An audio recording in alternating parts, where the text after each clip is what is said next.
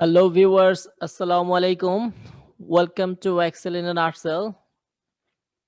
আজকে আমরা দেখব মাইক্রোসফট এক্সেলে different instance গুলো কিভাবে occur হয়. That means if I input some data in any cell of Microsoft Excel কিভাবে সেই ডাটাগুলো ক্রম অনুযায়ী একটু সাজিয়ে দিবে না, বাট হি উইল ডিসাইড যে আমার ইনপুটটা প্রথম, দ্বিতীয় এবং তৃতীয়, এভাবে one by one it will guide me. So এই ট্রিকটা আমরা কিভাবে শিখবো, চলুন দেখি প্র্যাকটিক্যাল ফিল্ডে। So here is a blank empty sheet, যেটা আমরা একটা টেমপ্লেট বা টেবিল বলতে পারি, যে টেবিলে আমরা ডাটা ইনপুট করব, কিছু ডাটা ইনপুট করব এবং ডাটা থেকে কিছু আউটপুট বের করব, আউটপুট বের করে সেগুলো অ্যানালাইসিস করার চেষ্টা করব।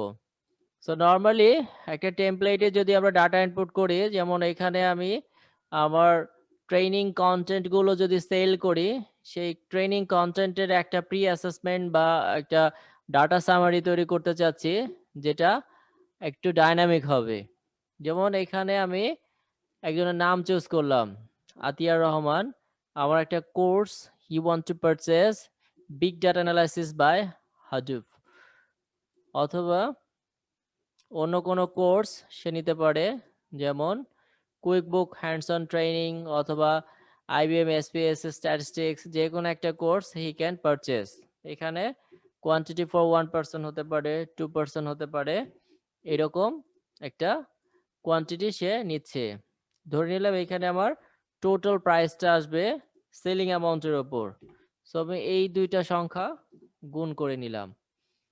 পাশাপাশি এটাকে যদি একটা ফর্মুলা এক্সটেনশন করে রাখি আমার জন্য ভালো হবে। এখানে একটা এরর মেসেজ দিচ্ছে, because you have nothing in front of this data, না থাকার কারণে এই এররটা দেখাচ্ছে।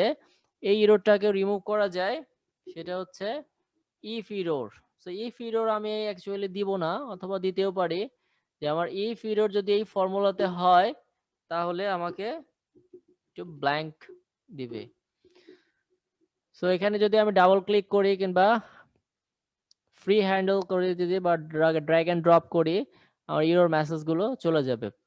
সো এগুলো আজকে আমরা শিখবো না, একটু অন্য একটা জিনিস শিখবো। বাট ডাটা তো আমাদেরকে আসলে ডিজাইন করে নিতে হবে, যে আমরা কি করছি, কেন করছি, what we are doing and why we are doing. এই দুইটা মনের প্রশ্ন যদি আমাদের মনের কাছে না আসে, তাহলে আমরা কিন্তু কোনো কিছুই শিখতে পারবো না। তার মানে কি, শেখার আগে আমাদের বুঝতে হবে আমরা কি শিখবো। তো তার জন্যই একটু বন্দনা করে নিতে হয় আর কি। সো আমরা ডাটা ইনপুট করছি, এখানে একটা ব্যক্তিকে আমরা কোর্স বিক্রি করছি। সো এখানে একটা নাম দিলাম, এখানে একটা কোর্স দিলাম, টালি ERP। এখানে কোয়ান্টিটি দিচ্ছি, কোয়ান্টিটি দিলে তার যে ইউনিট প্রাইস আছে, ইউনিট প্রাইসের সাথে এটা মাল্টিপ্লাই হয়ে টোটাল প্রাইসটা চলে আসছে। পাশাপাশি আমার আরেকটা স্ট্যাটিস্টিক্স আমি পাচ্ছি, সেটা হচ্ছে আমার এইখানে যে কোর্সগুলো আছে, যেটা I have plan to sell, এগুলোর একটা সামারি কিন্তু এখানে আমি পাচ্ছি। যেমন কোর্স সেল, এই কন্টেন্ট গুলো, এখানে কোয়ান্টিটি কোনটা কতটুকু বিক্রি হচ্ছে, এখানে কিন্তু কাউন্টিং ইনস্ট্যান্স এক এক করে আসছে।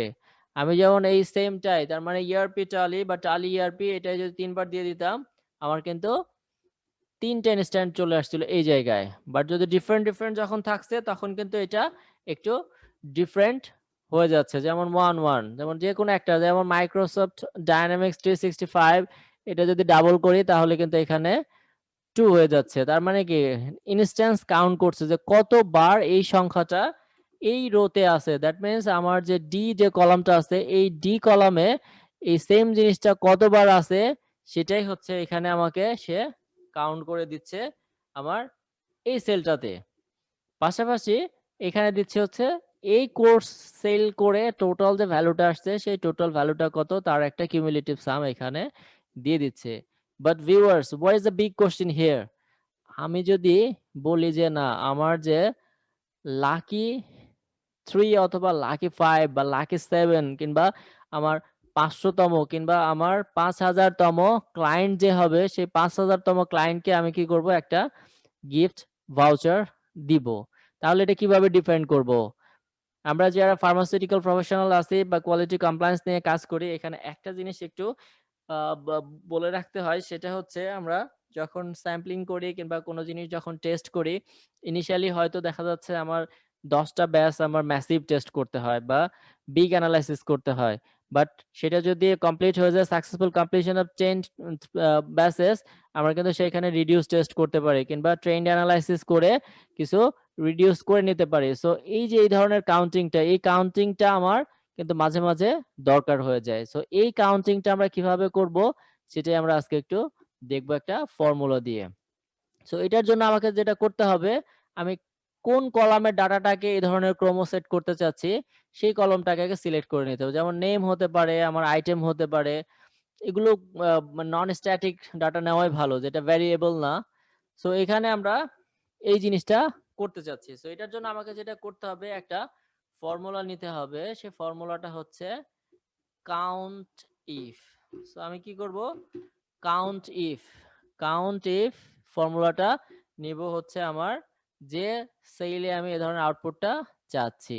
তারপরে কি করব, যাকে আমি ক্রমটা বানাতে চাচ্ছি সেই সেলটাতে ক্লিক করব, নামে ক্লিক করতে পারি অথবা আমার কোর্সে ক্লিক করতে পারি। তারপরে কি করব, একটা কোলন চিহ্ন দিব, তারপরে আরেকবার কমা চিহ্ন দিয়ে সেম সেলটাই আরেকবার দিব। তার মানে কি, আমি সেম সেলটা আমি 3 টাইমস দিব, বাট তিনটার মধ্যে একটু ডিফারেন্স আছে। একটু ডিফারেন্সটা কি, প্রথম দুইটার মাঝখানে দিলাম কোলন, তারপরে দিব হচ্ছে কমা, এবং ফার্স্ট যে সেল রেফারেন্সটা আছে এই সেলটাকে করতে হবে আমার লক। সো লক যদি আমি বাচ্চাদের মতো করতে চাই তাহলে কি করব, শিফট বাটন প্রেস করে ডলার সাইন দিব রো এবং কলাম দুইটার পাশে। তার মানে দুইটার পাশে যদি ডলার সাইন দিয়ে দিই তাহলে কিন্তু আমার এই সেলটা লক হয়ে গেল। বাট এটা যদি আমি কিবোর্ড থেকে করতে চাই তাহলে ফাংশন F4 এটা প্রেস করলে কিন্তু আমার 4 বারে 4 ধরনের চেঞ্জ আসে। প্রথমটা একবার ক্লিক করলে row and column both are locked, then column locked, row open, then row open, column locked, then previous স্ট্যাটাসে ফিরে আসবে। সো আমার এটাকে লক রাখতে হবে। সো লক রেখে কি করতে হবে, ব্র্যাকেটটা ক্লোজ করতে হবে। এবার এন্টার প্রেস করতে হবে। এবার দেখা যাচ্ছে যে ভদ্রলোক প্রথমবার আসবে সে 1 হবে এবং পরবর্তীবার 2 হবে। যেমন এখানে যদি এখন ফিল হ্যান্ডেল করি, ফ্রি হ্যান্ডেল বা ড্র্যাগ এন্ড ড্রপ, তাহলে দেখা যাচ্ছে 1 আসছে কি, IBM SPSS স্ট্যাটিস্টিক্স এর জন্য 1 আসছে, ডায়নামিক্স এর জন্য 1 আসছে। বা ডায়নামিক্স যখনই সেকেন্ড টাইম আসছে তখনই কিন্তু তার ইনস্ট্যান্ট 2 হয়ে যাচ্ছে। একটু মাঝখানে নিয়ে নিই কলামটা, দেখতে আর একটু সুন্দর লাগুক। বাট আমি যদি মাইক্রোসফট ডায়নামিক্স যদি প্রথমে দিয়ে দিই তাহলে কিন্তু প্রথমটাই 1 হয়ে যাচ্ছে, পরেরটা 2, পরেরটা 3। তার মানে সেম জিনিস, আমি যত ডায়নামিক্স দিব তত কিন্তু ডায়নামিক্সের সংখ্যা কিন্তু পরেরগুলোতে আস্তে আস্তে বাড়তে থাকবে, সিরিয়ালি বাড়তে থাকবে। যখনই আমি এটাকে অন্য একটা দিয়ে দিব বিগ ডাটা অ্যানালাইসিস, তো বিগ ডাটা অ্যানালাইসিস ফার্স্ট হয়ে গেল, এখানে একটা কমে গেছে। এখানে থার্ড পারসন কাউকে একটু দিয়ে দিই, VBA ম্যাক্রো লার্নিং, তাহলে VBA ম্যাক্রো লার্নিং এখানে 1 হয়ে গেল, বাকি ক্রম একটা কমে গেছে। ফাইনালটাও যদি আমি VBA ম্যাক্রো লার্নিং যদি দিতে চাই তাহলে কিন্তু এবার সেকেন্ড টাইম আসছে দেখে এই ভদ্রলোক 2 হয়ে গেছে। এখন একটা কথা আছে এখানে, এই যে ক্রমটা আসছে, ক্রমটাকে 1 2 1 2 1 2 এরকম আসছে। সো কার ক্রম এটা কিন্তু বোঝা আমাদের জন্য একটু টাফ হয়ে যাচ্ছে। সো আমরা কি করতে পারি, এখানে আরেকটু বাড়তি কাজ করে নিতে পারি এন্ড ফাংশন দিয়ে। সেটা কি করব, যে সেলটা নিচ্ছি এই সেলটাকে একটু আরেকবার সংখ্যাটা বাড়িয়ে দিতে পারি এবং এন্ড ফাংশন দিয়ে দিব। সো এন্ড ফাংশন দিয়ে এন্টার প্রেস করলে এখন দেখা যাচ্ছে যে প্রত্যেকটা নামের সাথে শেষে 1 2 3 এই কথাগুলো আসছে। পাশাপাশি যদি সংখ্যার ক্রমটা যদি বুঝতে একটু কষ্ট হয়ে যায় আমরা কি করতে পারি, আরেকটু বাড়তি কাজ করে নিব। সেটা হচ্ছে একটা এন্ড ফাংশন অ্যাডিশনালি দিয়ে মাঝখানে একটু হাইফেন অথবা কিছু একটা দিয়ে নিব। তাহলে কি হবে, আমার ক্রমটার পাশে মাঝখানে একটা হাইফেন চলে আসবে। সো এই যে নাম ডায়নামিক্স 365 1 2 3 বিগ ডাটা অ্যানালাইসিস, এখানে দেখা যাচ্ছে বিগ ডাটা অ্যানালাইসিসের ক্রমটা হারিয়ে গেছে। আমরা এটা কি করব, এই ভদ্রলোকটা একটু লেফট সাইডে দিয়ে যাই। আমরা যখন কাজ করব তখন বুঝতে পারবো যে অ্যালাইনমেন্টে কাকে লেফটে রাখলে সুবিধা, কাকে রাইটে রাখলে সুবিধা, কাকে মাঝখানে রাখলে সুবিধা, এগুলো কিন্তু আমাদেরকে আস্তে আস্তে শিখতে হবে। সো আমরা কি করছি, এখানে কিন্তু খুব ইজিলি এই ক্রমগুলো পেয়ে যাচ্ছি। যেমন মাইক্রোসফট ডায়নামিক্সকে এখন সরিয়ে দেব, কুইক বুক আনলাম, কুইক বুক আমার অনলি একটা আছে। কুইক বুককে যদি আমি সেকেন্ড টাইম যদি আরেকবার কোথাও আনতে চাই তাহলে কি করব, কুইক বুক এখানে দিয়ে দিলে কুইক বুক 2 চলে আসলো। তো এইভাবে যদি আমাদের যে ক্রমটা আসলো, এই ক্রমতে যে 5000 টাইমস যে আসবে তার নামটা আমি কিভাবে বের করব, VLOOKUP দিয়ে কিন্তু আমরা ইজিলি বের করতে পারবো। যেমন এখানে ক্রমকে আমার ডাটা 1 বাই 1 এন্ট্রি হয়ে যাচ্ছে।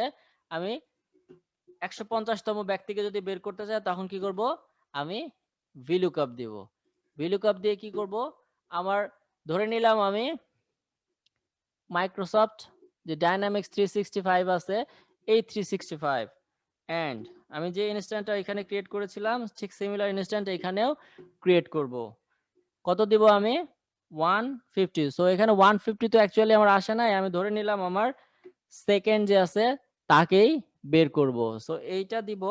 পাশাপাশি আমার যে রো কলামের যে ক্রম আছে সেই ক্রম থেকে এ বি সি এই তিনটা যে কলাম আছে সেই কলাম, পাশাপাশি আমার ক্রম সাপেক্ষে তার মানে এই কলামের থেকে আমি নাম বের করতে যাচ্ছি 3 নম্বর পজিশনে। সো 3 নম্বর পজিশনে আমি যদি ইন্টারপ্রেস করি এখানে তাহলে আমার কি হবে, সরি এখানে ব্র্যাকেটে 0 ফার্স্ট ব্র্যাকেট ক্লোজ এবং ফাইনালি হিট এন্টার।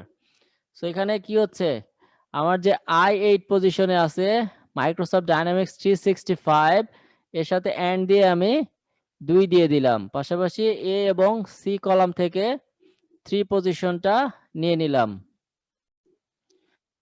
তো আমার ফর্মুলা জেনারেশন কমপ্লিট। এই লজিকটুকু আমার ছিল হচ্ছে ইনিশিয়াল এই কলামে, ঠিক সেমটাই আমি বানিয়ে নিলাম এইখানে। এখন আমি ইন্টার প্রেস করব, বাট ফাইনালি এখানে কিন্তু কোনো ভ্যালু আউটপুট আসে নাই। কেন আসে নাই, কারণ হচ্ছে আমার এইখানে যে মাইক্রোসফট ডাইনামিক্স 365 তার সেকেন্ড ইনস্ট্যান্টটা ছিল তার এগেনস্টে এখানে কিন্তু আমার কোনো নাম সিলেকশন ছিল না।